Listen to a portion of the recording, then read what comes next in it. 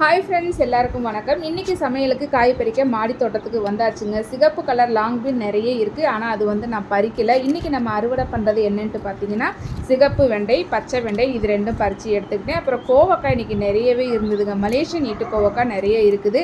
வரி கோவக்காய் ட்ரிம் பண்ணி விட்டுருக்கேன், இப்போ தான் தலைஞ்சி வந்துக்கிட்டு இருக்குது. அதெல்லாம் காய் வர இன்னும் கொஞ்சம் நாள் ஆகும். அதுக்கப்புறம் ஒரு கைப்பிடி அளவு நமக்கு செரி டொமோட்டோ பழம் இருந்ததுங்க.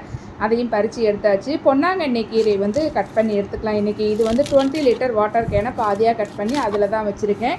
அதில் பாதி கீரை தான் இன்றைக்கி நறுக்கினேன், மீதி பாதி இன்னொரு நாளைக்கு பறிச்சிக்கலாம். மாடி தோட்டத்தில் என்ன காய் அறுவடை பண்ணணும் அப்படின்ட்டு பார்த்தீங்க, அதை என்ன சமையல் சமைச்சிருக்கேன் அப்படின்ட்டு பார்த்தீங்கன்னா, இன்றைக்கி பொன்னாங்கண்ணி கீரையை கூட்டு செஞ்சுட்டேங்க.